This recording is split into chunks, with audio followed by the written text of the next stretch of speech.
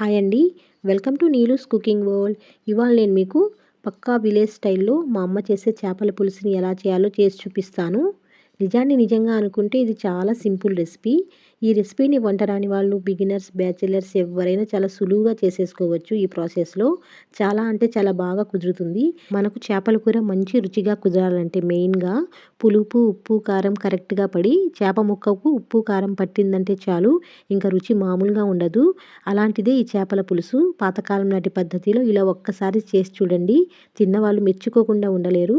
అయితే ఈ నోరూరించే చేపల పులుసుని ఎలా చేయాలో చూసేద్దాం. ముందుగా ఇక్కడ నేను ఒక 3 ఉల్లిపాయలను తీసుకున్నాను. ఇలా సన్నగా కట్ చేసి పెట్టుకోవాలి. అలాగే 2 టమాటాలు, 4, 5 పచ్చిమిర్చి, కొద్దిగా కరివేపాకు, ఒక వెల్లుల్లిపాయ మొత్తాన్ని తీసుకున్నాను. అలాగే చిన్న అల్లం ముక్కని కూడా ఇలా కట్ చేసి పెట్టుకోవాలి. అలాగే ఒక 50 గ్రాముల వరకు కొబ్బరిని కూడా ఇలా కట్ చేసి అన్నీ రెడీగా పక్కన పెట్టేసుకోవాలి.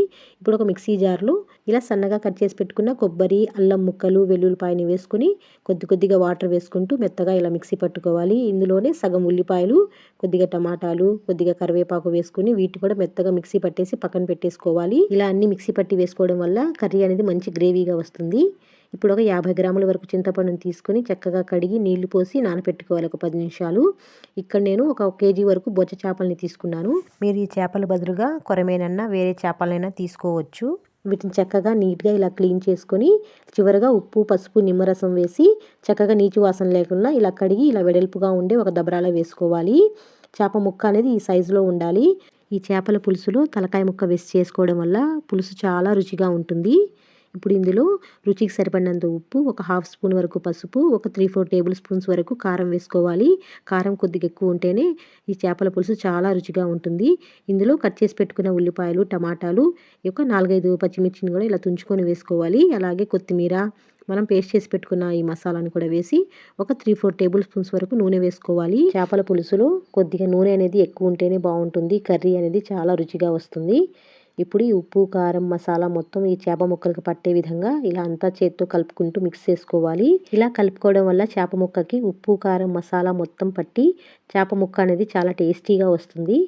చూడండి, ఇలా మొత్తం నీట్గా కలిపేసేసి ఇలా సర్దుకొని మూత పెట్టేసి ఒక 10 నిమిషాల పాటు నానబెట్టుకోవాలి. ఇవి నానేలోపు మనం ముందుగా నానబెట్టుకున్న చింతపండు రసాన్ని ఇలా సపరేట్ చేసుకోవాలి. కొద్దిగా వాటర్ వేసుకుంటూ మన పులుపుకి తగినట్టుగా వాటర్ వేసుకుని ఇలా చింతపండు రసాన్ని తీసుకుని ఇలా నానబెట్టుకున్న చేప ముక్కల్లో వేసుకోవాలి. ఇక్కడ మన పులుసుకు తగినట్టుగా వాటర్ అనేది అడ్జస్ట్ చేసుకోవాలి. ఇలా చింతపండు రసాన్ని మొత్తం తీసి పిక్కలు, పీచులు ఏం లేకుండా ఇలా చేప ముక్కల్లో వేసుకుని చక్కగా ఇలా నీట్గా కలుపుకోవాలి. చూడండి, చేపల పులుసులో ఉప్పు, కారం, పులుపు అనేది కరెక్ట్గా ఉంటే టేస్ట్ అనేది చాలా బాగుంటుంది. ఒకసారి ఈ పద్ధతిలో చేసి చూడండి. పచ్చివాసన వస్తుందేమో అన్న డౌటే ఉండదండి. చాలా పర్ఫెక్ట్గా వస్తుంది. పాత రోజుల్లో ఇలానే చేసేవాళ్ళు. అన్నీ కలిపి పెట్టేసి చాలా బాగుంటుంది. ఇప్పుడు దీన్ని స్టవ్ పై పెట్టుకొని హై ఫ్లేమ్లో ఒక 5 నిమిషాలు ఉడికించుకోవాలి. ఈలోపు చిన్న కడాయిలో ఒక 1/2 స్పూన్ ధనియాలు, ఒక 1/2 స్పూన్ జీలకర్ర, ఒక 1/2 స్పూన్ మెంతులు, ఒక 1/2 స్పూన్ ఆవాలు వేసుకొని దోరగా వేయించుకొని చిన్న రోట్లో వేసుకొని ఇలా బరకగా దంచుకోవాలి. చూడండి, పొడి అనేది ఈ విధంగా వస్తే సరిపోతుంది. ఇలా కొద్దిగా బరకగా ఉండాలి. దీన్ని ఇప్పుడు పక్కన పెట్టేసుకోవాలి. చూడండి, కర్రీ అనేది ఒక 5 నిమిషాల తర్వాత ఇలా ఉడుకుతూ ఉంటుంది. ఇప్పుడు స్టవ్ని మీడియం ఫ్లేమ్లో పెట్టుకొని గిన్నెని ఇలా కదుపుతూ ఉడికించుకోవాలి. అస్సలు గరిటె అనేది పెట్టకూడదండి. గరిటె పెట్టకుండా ఇలా కదుపుతూ ఉండాలి. ఇప్పుడు ఇందులో మనం పొడి చేసి పెట్టుకున్న మసాలాని కూడా వేసుకొని ఈ పొడి మొత్తం, ఈ మసాలా మొత్తం కలిసేలాగా గిన్నెని ఇలా కదుపుకోవాలి. చూడండి, అస్సలు గరిటె పెట్టకుండా ఇలా ఉడికించుకోవాలి. గరిటె పెడితే చేప ముక్కలు అనేది విరిగిపోతాయండి. ఇలా మధ్యలో ఇలా కదుపుతూ ఉడికించుకోవాలి. ఒక 10 నిమిషాల తర్వాత ఇలా ఉడుకుతూ ఉంటుంది.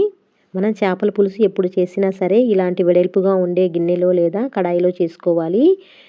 ఇలా చేయటం వల్ల చేప ముక్క అనేది విరిగిపోకుండా కరెక్ట్గా వస్తుంది. చూడండి, ఇలా ఉడుకుతున్న చేపల పులుసులో చివరిగా కట్ చేసి పెట్టుకున్న కొత్తిమీరని వేసుకుని సిమ్లో పెట్టేసి నూనె అంచుల వెంబడి పైకి తేలేంత వరకు ఇలా ఉడికించుకోవాలి.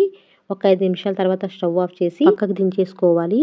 వెంటనే కర్రీని సర్వ్ చేసుకోకుండా ఒక 20 నిమిషాలు, అరగంట పాటు పక్కన పెట్టేసి చూడండి, మన కర్రీ అనేది ఆయిల్ అంతా సపరేట్ అయ్యి ఎంత కలర్ఫుల్గా కనిపిస్తుందో. చూస్తుంటే నోరు ఊరిపోతుంది కదా. పీస్ కూడా ఎంత చక్కగా ఉడికిందో చూడండి, ఎంత కలర్ఫుల్గా ఉప్పు, కారం పట్టి ఎంత బాగుందో. ఇప్పుడు దీన్ని ఒక బౌల్లో సర్వ్ చేసుకోవాలి. చూడండి, పులుసు కూడా ఎంత చిక్కగా ఉందో. ఈ కన్సిస్టెన్సీలో ఉంటే చల్లారిన తర్వాత ఇంకొంచెం చిక్కబడుతుందండి. టేస్ట్ అనేది చాలా బాగుంటుంది. ఈ పులుసుని వేడివేడిగా తినటం కంటే కూడా 2-3 గంటలు చల్లారిన తర్వాత లేదా రాత్రంతా రెస్ట్ ఇచ్చి ఉదయాన్నే వేడి రైస్లోకి ఈ పులుసు వేసుకొని తింటుంటే చేప ముక్కలు పులుపుని పీల్చుకొని చాలా చాలా రుచిగా ఉంటుంది. తప్పకుండా ఈసారి నేను చెప్పిన పద్ధతిలో ట్రై చేసి చూడండి. ట్రై చేసి టేస్ట్ చేశాక మీకు ఎలా కుదిరిందో ఫీడ్బ్యాక్ని ఇవ్వడం మాత్రం మర్చిపోవద్దు. అలాగే మన ఛానల్లో వీడియోస్ అన్ని చూసి మీకు నచ్చితేనే సబ్స్క్రైబ్ చేసుకోండి. వీడియో నచ్చినట్లయితే చిన్న లైక్ చేసి మీ ఫ్రెండ్స్ అండ్ ఫ్యామిలీకి షేర్ చేయడం మాత్రం మర్చిపోవద్దు. మరొక మంచి వీడియోతో నెక్స్ట్ వీడియోలో కలుద్దాం.